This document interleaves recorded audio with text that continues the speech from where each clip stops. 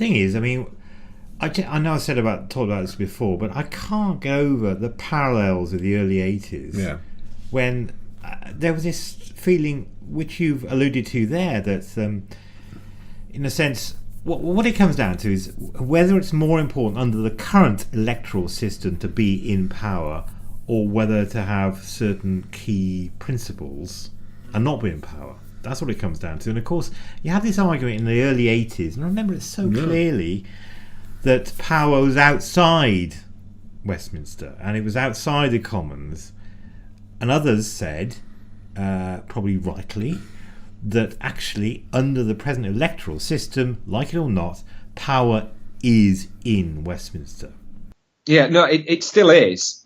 Well, that's obvious. But I think that there is a sort of, especially with the young people, I think that there's this ideal of a socialist reinvention for the 21st century, which would probably have to involve some kind of move to proportional representations. And in a kind of grand scheme of things, I can get on board with that as an ideal. But the political reality at the moment is so far away from that. And like, just as an example, you talk about the globalized 21st century world. And I agree with that. And I'm for free movement of people, but it benefits me to think that because I'm somebody who can be mobile enough to move to another country if I needed to. This is clearly not what the majority of the UK thinks or wants. And this is why we had the Brexit vote that we had. So Jeremy Corbyn in his speech sort of saying, I'm for total free movement of peoples.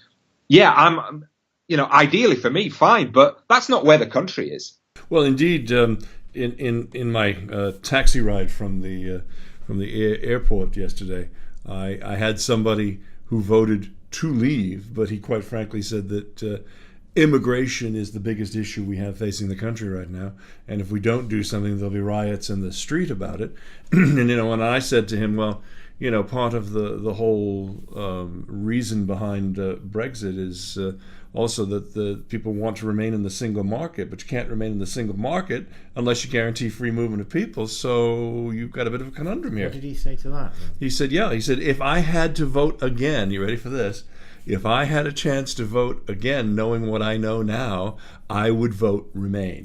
This is my taxi driver. That's interesting. And this also relates to the point that Phil made about having a strong opposition to the Tories, because I think the Tories are going to become really unstuck over Brexit in the next 18 months. They have no idea with how to deal with the immigration side of Brexit. But they're making the noises that appease the electorate at this point. I mean, even people like Rachel Reeves and Andy Burnham have started saying things like, we have to put a brake on immigration because it's what the country wants. But, how is that going to happen when, the Europeans aren't going to allow that, and alongside free access to the single market? There's a really interesting piece on Channel 4 News, I think, when they went to Stoke. And because they voted overwhelmingly in Stoke for coming out of the EU, and they spoke to people who want to come out of voted to come out of the EU, but were firm Labour voters, and they said, I will always vote Labour, but you also voted to come out of the EU. Yes, I did.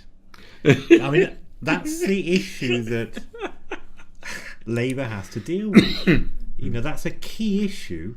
How do you keep those people on board and also stay within the EU? Well, and the other one is also stick to what you perceive to be your principles.